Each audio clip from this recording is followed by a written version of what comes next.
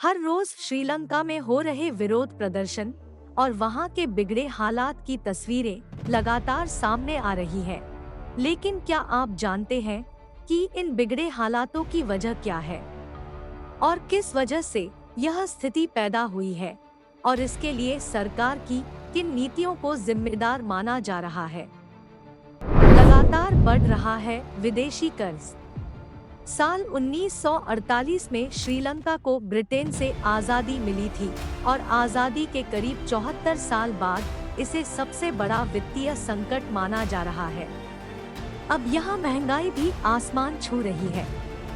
अगर इसके कारणों की बात करें तो सबसे पहला कारण है श्रीलंका पर चीन जैसे देशों का बाहरी कर्ज। एक रिपोर्ट के अनुसार आलोचकों का मानना है कि गैर जरूरी इंफ्रास्ट्रक्चर प्रोजेक्ट के चलते कर्ज काफी बढ़ गया है। बताया जा रहा है कि श्रीलंका पर अभी 51 अरब डॉलर का विदेशी कर्ज है। विदेशी मुद्रा भंडार कम।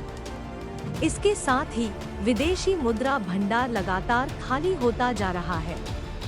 मार्च में श्रीलंका का विदेशी मुद्रा भंडार 16.1% घटकर 1.93 अरब डॉलर रह गया।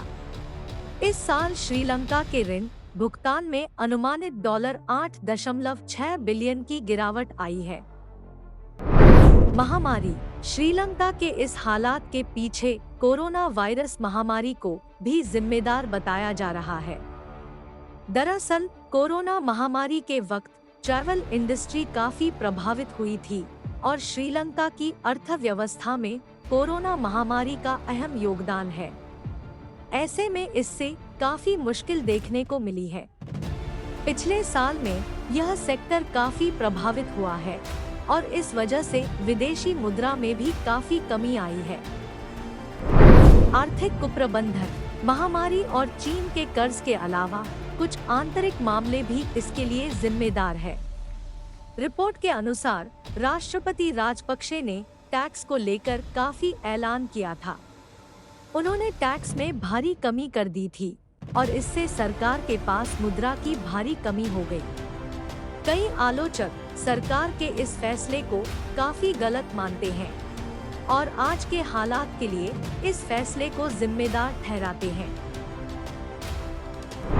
आयात पर पाबंदी। सरकार ने देश में कई चीजों के आयात पर पाबंदी लगा दी। इसमें रासायनिक खाद्य भी शामिल है, जिससे फसलों पर काफी असर पड़ा। इसका नतीजा ये हुआ कि बाहर से भी खाने पीने की चीजें मंगवानी पड़ी।